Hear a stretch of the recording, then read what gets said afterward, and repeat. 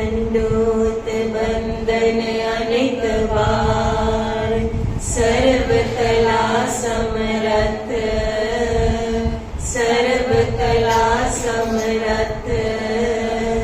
दौलत तेरा को प्रभु, नानक दे कर हाथ। वाहिगुरू जी का खालसा, वाहिगुरू जी की फतेह। पन मथुरा मूरत सदा थिर। जी महाराज कहते, भट्ट साहबान कहते हैं गुरु अर्जन देव जी बारे, ऐसी मूरत है जी हमेशा रहने वाली है, सदा थिर।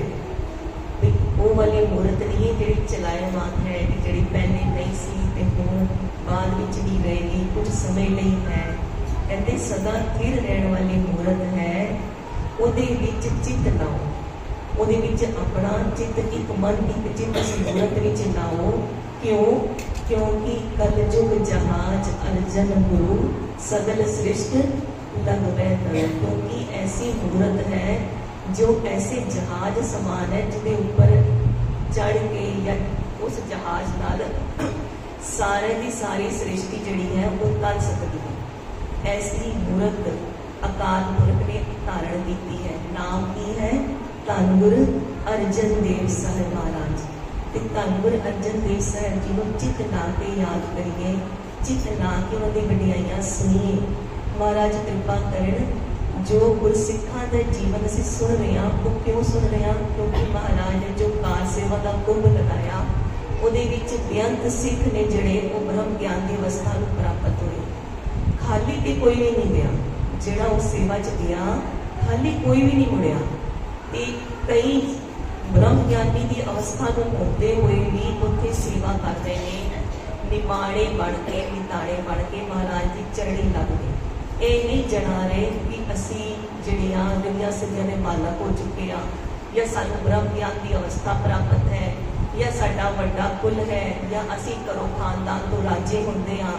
पहले असीं मंडे के राजा सुनिया ना, वो भी आया महाराज की सेवा में।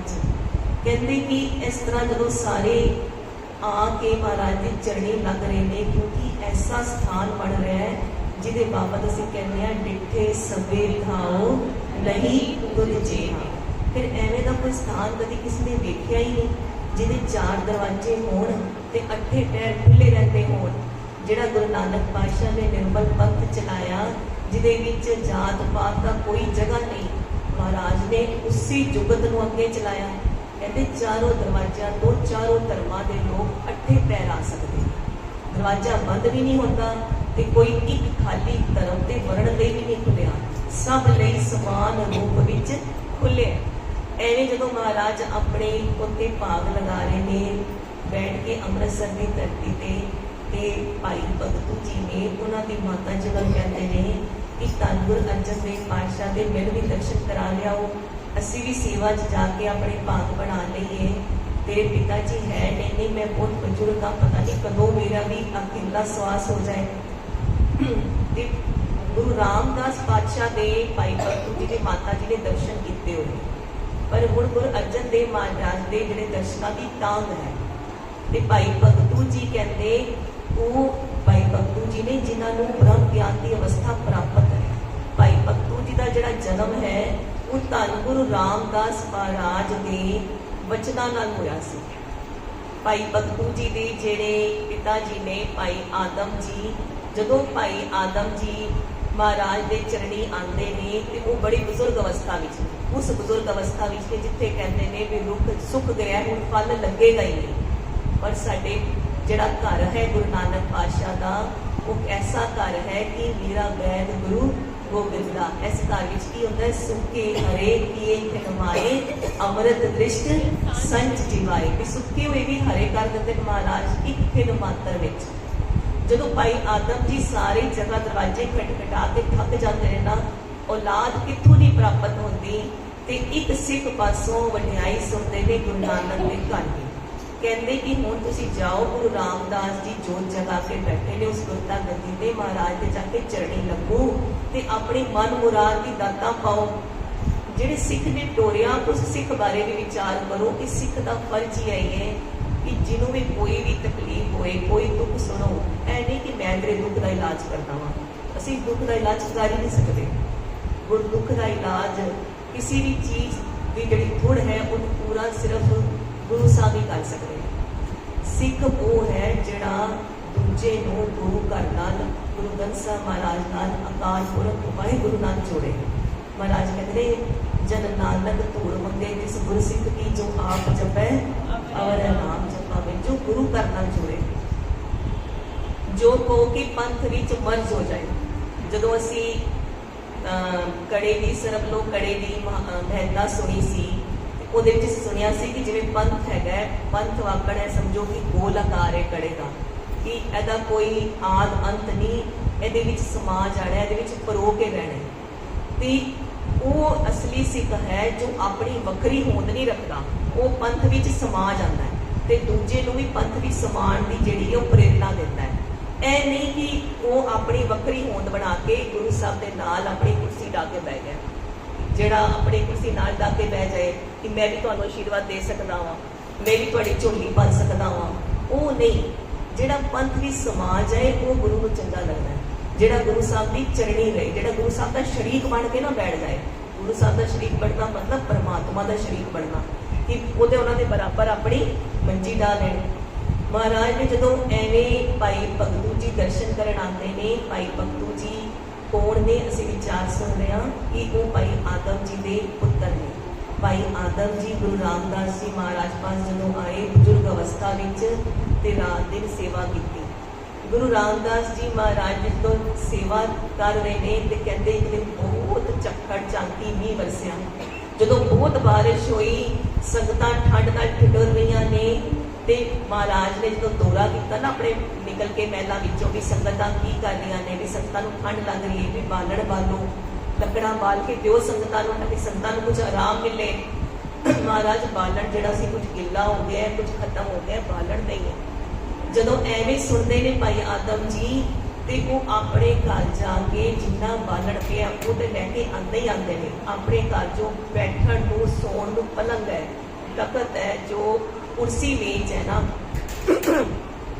महाराज की कृपा नाल वो भी सारा लिया के बालण में पा देंगे ने, ते जगह जगह जी है ना अग बाल देंगे ने। जो महाराज थोड़ी देर बाद दोबारा देखते हैं, कहते हैं संगतां बड़े आराम में हो गई ने, इन्ना बालण कित्थों आया? कहते भाई आदम जी लैके आए ने इन्ना बालण, वो अपने घर का समान ले आए। जो महाराज ने भी सुनिया, सवेरे भरे दरबार में भाई आदम जी ने कहा कि तुहाडी सेवा तो बहुत खुश हाँ, जो संगतां की सेवा की। संगत की सेवा गुरु की सेवा है, विच संगत हर प्रभ वसै जियो।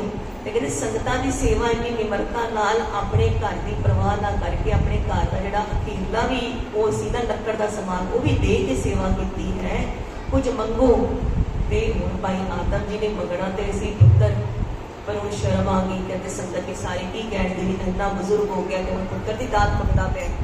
ਜਦੋਂ ਐਵੇਂ ਮਨ 'ਚ ਖਿਆਲ ਆਇਆ ਤੇ ਸ਼ਰਮ ਆ ਗਈ ਤੇ ਕਹਿੰਦੇ ਮਹਾਰਾਜ ਰੋਜ਼ ਆਪ ਜੀ ਦੇ ਇਸੇ ਤਰ੍ਹਾਂ ਦਰਸ਼ਨ ਦੀਦਾਰ ਹੁੰਦੇ ਰਹਿਣ, ਆਪ ਜੀ ਦੀਦਾਰ ਬਖਸ਼ਦੇ ਨੇ।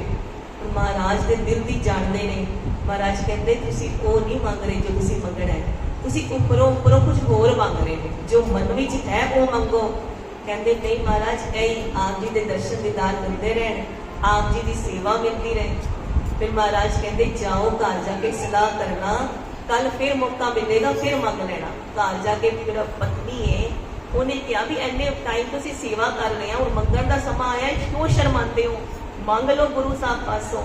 तो कहते भगवान ने इन्ने बुजुर्ग हो गए, कभी एवं सुखे हुए रुखा भी फल लगे तो सारे सिख भरा की कहणगे इस बुजुर्गी चो औलाद मंगदा है, शर्म नहीं आएगी सारे पासे। तो कहती नहीं मैंने तो पुत्र चाहिए। इन्नी उम्मीदां ला के इत्थे इन्ने दिन के डेरे लाए ने, महाराज के दर से बैठे हाँ, सेवा करते हैं, रोज झोलियां अड्डते हैं, अज मौका आया तुसीं मंगदे नहीं। कहते पूरी रात अपने घर वालों सिखाती रही कि मंगना है मंगना है। सवेरे फिर भी जाके दरबार में भाई आदम जी मंग ही नहीं सके। कहते फिर क्या अपनी उन्होंने वोटी को बुलाया, फिर उन्हें मंगया कि महाराज पुत्र की दात चाहिए। अब वो महाराज ने की किया, गुरु रामदास महाराज कहते कई जन्मों तक अगे औलाद लिखी नहीं है, कर्म ऐसे ने कि ऐसे जन्म में नहीं, अगे आने वाले कई जन्मों तक की औलाद नहीं है। फिर महाराज की बने तेरे दल तो कोई खाली नहीं गया, जे पहले नहीं लिखी तो हुण लिखते हो। ਤੇ ਫਿਰ ਮਹਾਰਾਜ ਨੇ ਕੀ ਕਿਹਾ? ਮਹਾਰਾਜ ਕਹਿੰਦੇ ਆਪਣੇ ਭਗਤੀ ਤੇ ਅੰਸ਼ ਚੋਂ ਆਪਣਾ ਚੌਥਾ ਪੁੱਤਰ ਤੁਹਾਨੂੰ ਦਿੱਤਾ। ਤੇ ਮਹਾਰਾਜ ਨੇ ਭਾਈ ਆਦਮ ਜੀ ਨੂੰ ਕਿਹਾ ਜੋ ਚੌਥਾ ਪੁੱਤਰ ਮੇਰੇ ਘਰ ਮੇਰੀ ਭਗਤੀ ਦੀ ਅੰਸ਼ ਚੋਂ ਆਣਾ ਸੀ ਉਹ ਤੁਹਾਨੂੰ ਦਿੱਤਾ ਤੇ ਨਾਮ ਉਹਦਾ ਰੱਖਣਾ ਭਗਤੂ। ਮਹਾਰਾਜ ਨੇ ਨਾਮਕਰਨ ਜਨਮ ਤੋਂ ਪਹਿਲੇ ਹੀ ਕਰਤਾ। ਕਹਿੰਦੇ ਭਗਤੂ ਨਾਮ ਰੱਖਣਾ ਪੂਜਨੀਕ ਹੋਵੇਗਾ, ਬੜੀ ਬਰਕਤਾਂ ਵਾਲਾ ਹੋਏਗਾ, ਸਾਰੇ ਕਿਧਰੇ ਉਹਨੂੰ ਮੰਨਣਗੇ ਸਾਰੇ। ਐਸਾ ਜਿਹੜਾ ਹੈ ਭਗਵਾਨ ਪੁੱਤਰ ਤੁਹਾਡੇ ਘਰ ਹੋਵੇਗਾ। ਜਦੋਂ ਆਪਣੇ ਘਰ ਖੁਸ਼ੀਆਂ ਲੈ ਕੇ ਚਲੇ ਗਏ, ਜੰਗਲ ਦੇਸ਼ ਵੱਲ ਉਹਨਾਂ ਦਾ ਘਰ ਸੀ। ਜੰਗਲ ਦੇਸ਼ ਬਠਿੰਡੇ ਦੇ ਕੋਲ, ਜਿਹਨੂੰ ਅਸੀਂ ਹੁਣ ਮਾਲਵੇ ਕਹਿੰਦੇ ਹਾਂ। ਮਾਲਵੇ ਕਦੋਂ ਤੋਂ ਕਹਿੰਦੇ ਹਾਂ? ਜਦ ਤੋਂ ਗੁਰੂ ਗੋਬਿੰਦ ਸਿੰਘ ਮਹਾਰਾਜ ਦਾ ਸ਼ੀਲ ਪ੍ਰਸ਼ਾਦ ਨੂੰ ਦਬਾਇਆ ਤੋਂ ਧਰਤੀ ਦੀ ਭੁੱਖ ਲੈ ਗਈ ਤੇ ਜੰਗਲ ਦੇਸ਼ ਤੋਂ ਕੀ ਬਣ ਗਿਆ? ਮਾਲਵੇ ਦੀ ਧਰਤੀ। ਜਦੋਂ ਜੰਗਲ ਦੇਸ਼ ਸੀ ਉਹਨਾਂ ਉੱਥੇ ਲਾਗੇ ਚਾਗੇ ਬਠਿੰਡੇ ਦੇ ਉਹਨਾਂ ਪਿੰਡਾਂ ਵਿੱਚ ਵਸੋਂ ਸੀ ਭਾਈ ਆਦਮ ਜੀ ਦੀ। ਕਹਿੰਦੇ ਇੱਕ ਵਰੇ ਬਾਅਦ ਘਰ ਪੁੱਤਰ ਦੀ ਦਾਤ ਆਈ। ਕਹਿੰਦੇ ਐਸਾ ਪੁੱਤਰ ਆਇਆ ਕਿ ਸਾਰੇ ਰਿਸ਼ਤੇਦਾਰ ਪਿੰਡ ਵਾਲੇ ਬੜੇ ਖੁਸ਼ ਹੋਏ। ਕੋਈ ਕੋਈ ਰੂਹ ਐਸੀ ਆਉਂਦੀ ਹੈ ਜਿਹਦੇ ਆਣ ਕਰਕੇ ਨਾ ਸਾਰਿਆਂ ਨੂੰ ਅੰਦਰੋਂ ਬੜੀ ਖੁਸ਼ੀ ਹੁੰਦੀ ਹੈ। ਕਈ ਵਾਰ ਕੀ ਹੁੰਦਾ ਹੈ ਕਿ ਸਾਡੇ ਕਿਸੇ ਦੇ ਘਰ ਪੁੱਤਰ ਆ ਜਾਏ, ਪੈਦਾ ਹੋ ਜਾਏ, ਕੁਛ ਹੋ ਜਾਏ, ਅਸੀਂ ਕਈ ਵਾਰੀ ਉਹਦੇ ਕੋਲੋਂ ਜੈਲਸ ਹੋਣ ਲੱਗ ਜਾਂਦਾ ਹੈ ਨਾ। ਸਾਨੂੰ ਚਿੜ ਮਚਦੀ ਹੈ ਬਈ ਐਨੀ ਉਮਰ 'ਚ ਦਾਤ ਮਿਲ ਗਈ, ਗੁਰੂ ਸਾਹਿਬ ਦੇ ਕੋਲੋਂ ਦਾਤ ਨਹੀਂ ਆਏ। ਪਰ ਕਹਿੰਦੇ ਐਸੀ ਰੂਹ ਸੀ ਭਾਈ ਭਗਤੂ ਜੀ ਕਿ ਸਾਰੇ ਹੀ ਬੜੇ ਖੁਸ਼ ਹੋਏ। ਸਾਰਿਆਂ ਨੇ ਖੁਸ਼ੀ ਕੀਤੀ, ਵਧਾਈਆਂ ਦਿੱਤੀਆਂ। ਜਦੋਂ ਵਧਾਈਆਂ ਦੇਣ ਘਰ ਆਏ ਤੇ ਭਾਈ ਆਦਮ ਜੀ ਦੇ ਘਰ ਇੰਨਾ ਸਾਜ ਸਮਾਨ ਨਹੀਂ ਸੀ, ਰਾਸ਼ਨ ਨਹੀਂ ਸੀ ਕਿ ਸਾਰਿਆਂ ਦੀ ਖਾਤਰਦਾਰੀ ਕੀਤੀ ਜਾ ਸਕੇ। ਜਦੋਂ ਦੇਖਿਆ ਸਾਰਿਆਂ ਨੇ, ਪਿੰਡ ਵਾਲਿਆਂ ਨੇ, ਰਿਸ਼ਤੇਦਾਰਾਂ ਨੇ ਵੀ ਘਰ ਦੇ ਡੱਬਿਆਂ 'ਚ ਇੰਨਾ ਸਮਾਨ ਨਹੀਂ। ਕਹਿੰਦੇ ਇੰਨਾ ਸਮਾਨ ਭਰ ਦਿੱਤਾ ਕਿ ਇੱਕ ਦਿਨ ਨਹੀਂ ਕਈ ਦਿਨਾਂ ਤੱਕ ਰਾਸ਼ਨ ਪਾਣੀ ਮੁੱਕੇ ਨਾ। ਤੇ ਕਹਿੰਦੇ ਐਵੇਂ ਹੋਇਆ ਕਿ ਜਿਵੇਂ ਗੁਰੂ ਰਾਮਦਾਸ ਮਹਾਰਾਜ ਦੇ ਵਚਨ ਸੱਤ ਹੋ ਰਹੇ ਨੇ ਕਿ ਪੂਜਨੀਕ ਹੋਵੇਗਾ, ਕਿ ਜਿਵੇਂ ਆਂਦੇ ਹੀ ਉਹਨਾਂ ਨੇ ਆਪਣੀ ਭੇਟਾ ਲੈ ਲਿੱਤੀ ਹੋਏ। ਕਿਉਂ? ਸਾਰਿਆਂ ਨੇ ਆ ਕੇ ਘਰ 'ਚ ਕੋਈ ਘਿਓ ਰੱਖ ਕੇ ਜਾ ਰਿਹਾ, ਕੋਈ ਆਟਾ ਰੱਖ ਕੇ ਜਾ ਰਿਹਾ, ਕੋਈ ਦਾਲ ਰੱਖ ਕੇ ਜਾ ਰਿਹਾ ਹੈ। ਇੰਨੇ ਡੱਬੇ, ਇੰਨਾ ਸਮਾਨ, ਇੰਨੀ ਮਾਇਆ ਭਰ ਦਿੱਤੀ ਕਿ ਕਈ ਟਾਈਮ ਤੱਕ ਉਹ ਮਾਇਆ ਖਤਮ ਨਾ ਹੋਈ। ਜਦੋਂ ਉਹਨਾਂ ਦੇ ਘਰ ਦੇ ਰਿਸ਼ਤੇਦਾਰਾਂ 'ਚ ਇੱਕ ਬਜ਼ੁਰਗ ਜਿਹੜਾ ਸਿਆਣਾ ਸੀ, ਉਹਨੇ ਕਿਹਾ ਕਿ ਐਸਾ ਪੁੱਤਰ ਇਹਦੇ ਲੱਖਣ ਹੀ ਬੜੇ ਤੇਜ਼ ਨੇ, ਨਕਸ਼ਤਰ ਬੜੇ ਤੇਜ਼ ਨੇ, ਇਹ ਐਸਾ ਹੋਵੇਗਾ ਕਿ ਭਾਈ ਆਦਮ ਜੀ ਪੂਰੇ ਰਿਸ਼ਤੇਦਾਰੀ 'ਚ ਨਾ ਇਹਦੀ ਗੱਲ ਮੰਨੇ, ਇਹਦੀ ਵੰਸ਼ਜ ਦਾ ਜਿਹੜਾ ਹੈ ਨਾ ਅਕੋਕਿਆ ਮੰਨਿਆ ਜਾਏਗਾ। ਹੁੰਦਾ ਨਾ ਗੁਲਾਬ ਵਿੱਚ ਕੋਈ ਬੰਦਾ ਹੁੰਦਾ ਹੈ, ਕੋਈ ਪਰਿਵਾਰ ਐਸਾ ਹੁੰਦਾ ਸਾਰੇ ਹੀ ਮੰਨਦੇ ਨੇ। ਕਹਿੰਦੇ ਐਸਾ ਹੈਗਾ ਕਿ ਇਹਦੀ ਵੰਸ਼ਜ ਦਾ ਹੀ ਕਹਿਣਾ ਅੱਗੇ ਮੰਨਿਆ ਜਾਏਗਾ। ਐਸਾ ਭਾਈ ਭਗਤੂ ਜੀ ਸੀ। ਤੇ ਕਹਿੰਦੇ ਭਾਈ ਭਗਤੂ ਜੀ ਵਿੱਚ ਜਨਮ ਤੋਂ ਹੀ ਜਿਹੜੀ ਹੈ ਉਹ ਕਲਾ ਸੀ, ਰਿਧੀਆਂ ਸਿੱਧੀਆਂ ਸੀ। ਪਰ ਮਹਾਰਾਜ ਦੀ ਕਿਰਪਾ ਨਾਲ ਆਪਣੀ ਜਿਹੜੀ ਇਸ ਅਜਰ ਅਵਸਥਾ ਨੂੰ ਜਰਦੇ ਸੀ, ਜਿਹਨੂੰ ਅਸੀਂ ਕਹਿੰਦੇ ਹਾਂ ਦੇਖ ਕੇ ਅੰਡਿੜ ਕੀਤਾ, ਅਜਰ ਨੂੰ ਜਰਿਆ। ਵੀ ਇਹ ਦਿਖਾਉਂਦੇ ਨਹੀਂ ਸੀ, ਜੁੜਾਉਂਦੇ ਨਹੀਂ ਸੀ ਕਿ ਮੇਰੇ ਪਾਸ ਕੀ ਤਾਕਤਾਂ ਨੇ, ਮੈਨੂੰ ਮਹਾਰਾਜ ਨੇ ਕੀ ਕਲਾ ਬਖਸ਼ ਕੇ ਹੀ ਜਨਮ ਤੋਂ ਹੀ ਮੇਰੇ ਅੰਦਰ ਐਸੀ ਬਰਕਤ ਪਾਈ ਹੈ। ਕਿਸੇ ਨੂੰ ਜੁੜਾਉਂਦੇ ਨਹੀਂ ਸੀ। ਸਮਾਂ ਪਾ ਕੇ ਭਾਈ ਆਦਮ ਜੀ ਚਲਾਣਾ ਕਰ ਗਏ। ਹੁਣ ਬਜ਼ੁਰਗ ਅਵਸਥਾ ਵੀ ਜਦੋਂ ਮਾਤਾ ਜੀ ਕਹਿ ਰਹੇ ਨੇ ਭਾਈ ਭਗਤੂ ਨੂੰ ਕਿ ਚਲੋ ਗੁਰੂ ਦਰਬਾਰ ਗੁਰੂ ਅਰਜਨ ਦੇਵ ਜੀ ਪਾਸ, ਜਿੱਥੇ ਤਾਲ ਦੀ ਜਿਹੜੀ ਸੇਵਾ ਚੱਲ ਰਹੀ ਹੈ, ਐਸਾ ਜਹਾਜ਼ ਤਿਆਰ ਹੋ ਰਿਹਾ ਹਰਿਮੰਦਰ ਸਾਹਿਬ, ਉਸ ਦੇ ਦਰਸ਼ਨ ਅਸੀਂ ਵੀ ਕਰਕੇ ਆਈਏ, ਅਸੀਂ ਵੀ ਸੇਵਾ ਵਿੱਚ ਆਪਣੇ ਭਾਗ ਬਣਾ ਕੇ ਆਈਏ। ਹੁਣ ਭਾਈ ਭਗਤੂ ਜੀ ਆਪਣੀ ਮਾਤਾ ਜੀ ਨੂੰ ਨਾਲ ਲੈ ਕੇ ਆਉਂਦੇ ਨੇ ਤੇ ਸੇਵਾ ਵਿੱਚ ਆ ਕੇ ਲੱਗ ਜਾਂਦੇ ਨੇ। ਨਿਕਟਵਰਤੀ ਸਿੱਖ ਵੀ ਨਹੀਂ ਜਾਣਦੇ ਕਿ ਭਾਈ ਭਗਤੂ ਜੀ ਪਾਸ ਐਸੀਆਂ ਬਰਕਤਾਂ ਨੇ। ਸਭ ਇਹ ਜਾਣਦੇ ਨੇ ਕਿ ਗੁਰੂ ਰਾਮਦਾਸ ਜੀ ਦੀ ਬਖਸ਼ਿਸ਼ ਕਰਕੇ ਭਾਈ ਭਗਤੂ ਜੀ ਆਏ ਨੇ, ਪਰ ਗੁਰੂ ਅਰਜਨ ਦੇਵ ਮਹਾਰਾਜ ਜੀ ਸਭ ਜਾਣਦੇ ਨੇ। ਭਾਈ ਭਗਤੂ ਜੀ ਨੂੰ ਬੜੇ ਪਿਆਰੇ ਲੱਗਦੇ ਨੇ। ਕਿਉਂ? ਕਿਉਂਕਿ ਐਵੇਂ ਲੱਗਦੇ ਨੇ ਜਿਵੇਂ ਮੇਰਾ ਭਰਾ ਹੈ। ਕਿਉਂਕਿ ਗੁਰੂ ਰਾਮਦਾਸ ਜੀ ਨੇ ਕੀ ਕਿਹਾ? ਆਪਣਾ ਚੌਥਾ ਪੁੱਤਰ ਆਪਣੀ ਭਗਤੀ ਦੀ ਅੰਸ਼ ਵਿੱਚੋਂ ਤੈਨੂੰ ਦਿੱਤਾ। ਤੇ ਆਪਣੇ ਭਰਾ ਆਕਰ, ਆਪਣੇ ਨੀਤ ਆਕਰ ਗੁਰੂ ਅਰਜਨ ਦੇਵ ਪਾਤਸ਼ਾਹ ਨਾਲ ਪਿਆਰ ਕਰਦੇ ਨੇ ਤੇ ਸਗੋਂ ਉਹਨਾਂ ਨੂੰ ਜਾਣ ਨਹੀਂ ਦਿੰਦੇ ਵਾਪਸ, ਕਾਫੀ ਸਮੇਂ ਤੱਕ ਆਪਣੇ ਪਾਸ ਰੱਖਦੇ ਨੇ। ਤੇ ਜਦੋਂ ਆਗਿਆ ਦਿੰਦੇ ਨੇ ਭਾਈ ਭਗਤੂ ਜੀ ਨੂੰ ਕਿ ਜਾਓ ਹੁਣ ਘਰ, ਤੇ ਸੇਵਾ ਤੋਂ ਛੁੱਟੀਆਂ ਲਓ, ਘਰ ਜਾਓ। ਜਿਸ ਮਹੀਨੇ ਵਿੱਚ ਆਗਿਆ ਮਿਲਦੀ ਹੈ ਉਹ ਮਹੀਨਾ ਹੈ ਜੇਠ ਦਾ, ਜਿਹੜਾ ਹੁਣ ਅੱਗੇ ਆਏਗਾ ਨਾ, ਇੰਨੀ ਗਰਮੀ ਵਾਲਾ। ਕਹਿੰਦੇ ਉਹ ਜੇਠ ਦੇ ਮਹੀਨੇ 'ਚ ਵਾਪਸ ਜਾਣ ਦੀ ਆਗਿਆ ਮਿਲਦੀ ਹੈ। ਉੱਥੋਂ ਟੁਰਦੇ ਨੇ ਬਜ਼ੁਰਗ ਮਾਤਾ ਜੀ ਨੂੰ ਨਾਲ ਲੈ ਕੇ। ਜਦੋਂ ਟੁਰਦੇ ਨੇ ਨਾ ਤੇ ਜਦੋਂ ਆਪਣੇ ਘਰ ਦੇ ਨੇੜੇ ਜੰਗਲ ਦੇਸ਼ ਪਹੁੰਚ ਜਾਂਦੇ ਨੇ ਤੇ ਪਾਸ ਜੋ ਪਾਣੀ ਹੈ ਉਹ ਮੁੱਕ ਜਾਂਦਾ ਹੈ। ਮਾਤਾ ਜੀ ਬਜ਼ੁਰਗ ਨੇ, ਹੁਣ ਪਿਆਸ ਬਹੁਤ ਲੱਗਣ ਲੱਗ ਗਈ, ਗਰਮੀ ਬੜੀ ਹੈ, ਦਿਨ ਬੜਾ ਲੰਬਾ ਹੈ।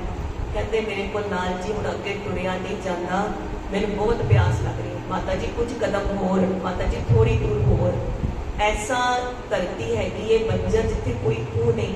कहते 4 कोह की दूरी ते एक पिंड है, उस पिंड विच पानी मिलेगा, आदि चुका दांगा। माता जी ने सुन के हिम्मत ही आ गई, 4 कोह हले दूर। कहते मैं तो कुछ कदम भी नहीं चल सकती, मैं तो फिर प्राण ही त्याग दांगी बिना पानी को। जदों एवें सुनिया तो भाई बंधू जी ने की सोचा कि मेरी माता जी ने पानी मंगते ने, मेरा फर्ज बनता है माता जी को पानी पियाना, माता जी की सेवा करना। जदों एवें विचार आई तो माता जी ने कहा कि तुसी इत्थे बैठो ते मैं 4 को दौड़ के जाना, भी तुसी होली टुरोगे। ते दौड़ के गया, भज के वापस आया पानी लैके। कहते पुत्र मैनूं बड़ी प्यास लगी है, मैं तेरी राह देख सकांगी इन्नी देर तक बिना पानी तो। ते फिर अगों भाई भगतू जी ने की किया कि सामने ना कहते एक ढे चुक के ना लकड़ जिवें उन्होंने चुकना, जे तुहाडे कोल प्यास हो इन्नी लगे तुहाडे कोल रिहा ही ना जाए। कहते इनू चुकना तो ये तो झरना फुट पेगा। इत्थे एक पुराना ताल सी, सरोवर सी जिहड़ा सुक गया। ਇਹ ਢੇਰ ਨੂੰ ਵੱਡੀ ਜਿਹੜੀ ਪਈ ਹੈ ਨੂੰ ਚੁੱਕੋਗੇ ਤੇ ਝਰਨਾ ਫੁੱਟੇਗਾ, ਜਲ ਛਕ ਲੈਣਾ। ਮਾਤਾ ਜੀ ਕਿਸੇ ਨੂੰ ਦੱਸਣਾ ਨਹੀਂ, ਕਿਸੇ ਨੂੰ ਜਣਾਉਣਾ ਨਹੀਂ, ਜਲ ਛਕ ਕੇ ਫਿਰ ਜਿਹੜੀ ਢੇਰ ਉੱਪਰ ਰੱਖ ਦੇਣੀ, ਕਿਸੇ ਨੂੰ ਦੱਸਣਾ ਨਹੀਂ ਕਿ ਤੁਸੀਂ ਐਵੇਂ ਜਲ ਛਕਿਆ। ਜਦੋਂ ਆਪਣੀ ਮਾਤਾ ਜੀ ਨੂੰ ਐਵੇਂ ਕਿਹਾ ਤੇ ਚਲੇ ਗਏ।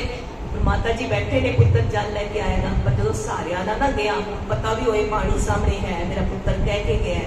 कहते जाके वो हौली हौली टुरे, वो जाके ढे चुकी, चुक के पानी का जो फुहारा निकलिया, माता जी ने जल छकिया, पूरे शरीर उपर फुहारे का पानी पिया, ठंडा ठंडा जो पानी पिया, शरीर को बड़ी राहत मिली, गर्मी तपे हुए शरीर को। कहते अपने वस्त्र भी सारे गिले कर ले ताकि शरीर को होर ठंड पए। अपना दुपट्टा भी ला के धो के उन्होंने भी सुकने पा लिता, खूब पानी पीता। जो सुकने पा के उत्ते पास बैठ गए तो सोचन लग गए मेरे पुत्र है, उहदे उपर मान हो आया भी वचन का कितना बली है, उहदे वचन करके देखो किवें झरना फुट गया। लेकिन अगला वाक जो पुत्र ने किया सी ना कि टेप वापस रख देनी, वो नहीं माता जी ने काम किया, चेते भुल गया महाराज। क्योंकि बजुर्ग अवस्था है ते पुत्र के मोह विच मान करन लग गए ने कि मेरे पुत्र को तो बड़ी दात है। गुरु रामदास जी ने बड़ी बरकत वाला पुत्र बख्शिया है। जदों एवें कहते ने ताल भरन लग गया तो उत्थों एक अजाड़ी जिहड़ा अपनी भेडां नूं लैके रोज निकलता सी, उन्हें देखा कि पानी इत्थों आ गया, रोज इत्थों निकलते हैं, पानी तो इत्थे किते है ही नहीं। ध्यान नाल देखा भी वाकई पानी है, बुजुर्ग माता बैठी है, एवें लगता ठंडा होके पानी छक बैठी है, नहा के बैठी है, कपड़े भी अपने सुकने पाए ने। जो माता जी को पूछा कि यह पानी कितों आया, रोज में निकलता पानी होंदा नहीं। हुण साडा बच्चा फस्ट आया होया स्कूल, असीं सारे दसदे हां फस्ट आया। माता जी बड़े खुश, माता जी ने दस्सिया भी मेरे पुत्र ने कहा सी मैनूं प्यास बड़ी लगी सी, उन्हें कहा भी ढे चुकना पानी निकलेगा, इन्ना जल निकलिया, इन्ना छकिया, पूरा ताल भर गया। जो एवें अपने पुत्र की वडियाई की, एने नूं भाई बंधू जी दौड़ दौड़ के वापस आ रहे हैं जल लैके। देखो भाई बंधू जी पास कितनी कला है कि ढे चुकन का पानी निकल आएगा बिल्कुल सामने को। पर महाराज की कृपा नाल इस अजर अवस्था को जलना रहते हुए इन्हें हुक्म से पानी भी जिन्हें एक साधारण मनुष्य रहता है ते पानी लैण गर्मी विच दौड़ के गए ने 4 कोह दूर। पानी आप नहीं प्रकट किया, सिर्फ माता जी ने तां कहा सी जे माता अपने प्राण त्यागण की गल करती है कि मैं प्राण ही त्याग दांगी प्यास नाल। पर माता जी नूं तां दस के गए, लेकिन अपनी अवस्था नूं जणाना नहीं चाहते सी ते माता जी नूं कहा सी कि उपर ढेरी जिहड़ी है वो वापस रख देनी। फरीद जी की कहते ने, मत होंदी होए नियाणा, इन्नी मत होंदे होए भी गुरु साहब या लोकां सामने अपनी गुरमत नूं एवें जाहर ना करे। ताण होंदे होए निताणा, अण होंदे होए जिहड़ा कोई वस्तु पास नहीं है ते अपना जिहड़े जो प्रशादा अपने पास है उन्होंने भी वंड के छके। महाराज कहते को ऐसा भगत सदाए, उवें दा भगत उन्होंने भगत आखीदा है जिहड़ी मत होंदे हुए भी नियाणा बन के रहिंदा है। ताण जोर पूरा है पर तां भी निताणा बन के गुरु साहब की शरण विच रहिंदा है। जे पास कोई वस्तु नहीं है सिर्फ अपने वास्ते खाण जोगा ते उन्होंने भी वंड के खांदा है ते महाराज कहते उन्होंने ही भगत कहते हैं। ऐसे ने भाई भगतू जी जिहड़े असल मैनिया विच गुरबाणी अनुसार ने भगत ने।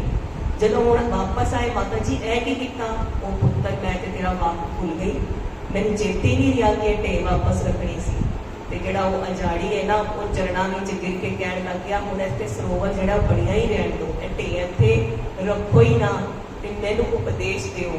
ਤੇ ਹੁਣ ਭਾਈ ਭਗਤੂ ਜੀ ਜਿਹੜੇ ਪੰਥ ਵਿੱਚ ਸਮਾਏ ਹੋਏ ਨੇ, ਉਹਨਾਂ ਨੇ ਗੁਰੂ ਘਰ ਦੀ ਵਡਿਆਈ ਕੀਤੀ, ਗੁਰੂ ਬਾਣੀ ਨਾਲ ਜੁੜਿਆ, ਗੁਰੂ ਮੰਤਰ ਦੇ ਜਿਹੜੇ ਉਪਦੇਸ਼ ਦਿੱਤੇ ਤੇ ਕਿਹਾ ਕਿ ਗੁਰੂ ਸਾਹਿਬ ਪਾਸ ਜਾਓ।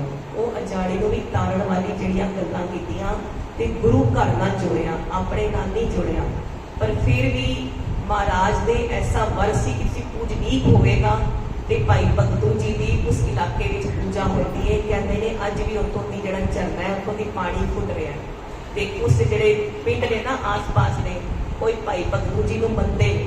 ਉਸ ਸਮੇਂ ਵੀ ਉਹ ਜਿਵੇਂ ਗੁਰਸਿੱਖਾਂ ਦੀ ਪਹਿਲ ਸੇਵਾ ਮਹਾਰਾਜ ਨੇ ਕਿਹਾ ਕਿ ਕਰੀ ਦੀ ਹੁੰਦੀ ਹੈ, ਉਹ ਕੁਦਰਤ ਤੇ ਮਹਾਰਾਜ ਦੀ ਪ੍ਰਸੰਨਤਾ ਹੁੰਦੀ ਹੈ, ਜਿਹੜੇ ਪੰਜ ਪਿਆਰਿਆਂ ਦੀ ਗੁਰਸਿੱਖਾਂ ਦੀ ਪਹਿਲ ਸੇਵਾ ਕਰਦੇ ਨੇ।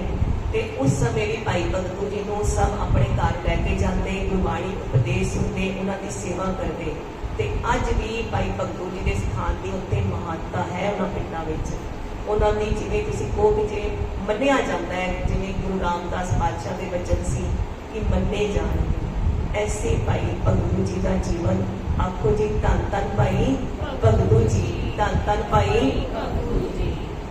ਗੁਰਸਿੱਖਾਂ ਨੂੰ ਧੰਨ ਕਹੀਏ, ਉਹਨਾਂ ਦਾ ਜੀਵਨ ਸੁਣੀਏ। ਕਿਉਂ ਸੁਣੀਏ? ਕਿਉਂਕਿ ਗੁਰੂ ਸਾਹਿਬ ਵਰਗੇ ਤਾਂ ਅਸੀਂ ਹੋ ਨਹੀਂ ਸਕਦੇ। ਪਰ ਗੁਰਸਿੱਖਾਂ ਦਾ ਜਦੋਂ ਜੀਵਨ ਸੁਣਦੇ ਹਾਂ ਕਿ ਉਹਨਾਂ ਨੇ ਮਹਾਰਾਜ ਦੀ ਖੁਸ਼ੀ ਕਿਵੇਂ ਲਿੱਤੀ, ਮਹਾਰਾਜ ਦੀ ਸਵੰਨੀ ਨਦਰ ਕਿਵੇਂ ਲਿੱਤੀ, ਤੇ ਸਾਨੂੰ ਪਤਾ ਚੱਲਦਾ ਹੈ ਕਿ ਕਿਹੜੇ ਗੁਣ ਸੀ ਉਹਨਾਂ ਪਾਸ। ਚਾਅ ਉੱਠਦਾ ਹੈ ਮਨ ਦੇ ਅੰਦਰ ਕਿ ਅਸੀਂ ਵੀ ਐਸੇ ਬਣਨਾ ਹੈ ਜਿਹੜੇ ਮਹਾਰਾਜ ਦੀ ਖੁਸ਼ੀ ਲਿੱਤੀ। ਇੱਕ ਮੋਨੀਟਰ ਨੂੰ ਦੇਖ ਕੇ ਚਾਹ ਆਉਂਦਾ ਹੈ ਨਾ ਕਿ ਇੰਨਾ ਕੰਮ ਕਰਕੇ ਆਉਂਦਾ, ਪੜ੍ਹ ਕੇ ਆਉਂਦਾ, ਅਸੀਂ ਵੀ ਪੜ੍ਹੀਏ, ਸਾਨੂੰ ਵੀ ਟੀਚਰ ਦਾ ਪਿਆਰ ਮਿਲੇ। ਤਾਂ ਕਰਕੇ ਗੁਰਸਿੱਖਾਂ ਦੇ ਜੀਵਨ ਸੁਣਦੇ ਨੇ ਤੇ ਸ਼ਰਧਾ ਨਾਲ ਸੁਣਦੇ ਨੇ ਕਿ ਅਸੀਂ ਵੀ, ਸਾਡੀ ਵੀ ਜਿਹੜੀ ਇਹ ਮੁਕਤੀ ਦੀ ਦਾਤ ਸਾਨੂੰ ਵੀ ਪ੍ਰਾਪਤ ਮਿਲੇ। ਉਹਨਾਂ ਦੇ ਜੀਵਨ ਚੋਂ ਕਿੰਨਾ ਮੰਤਰ ਹੈ ਜਿਹੜਾ ਉਹ ਸਾਡੀ ਝੋਲੀ 'ਚ ਵੀ ਪਈ।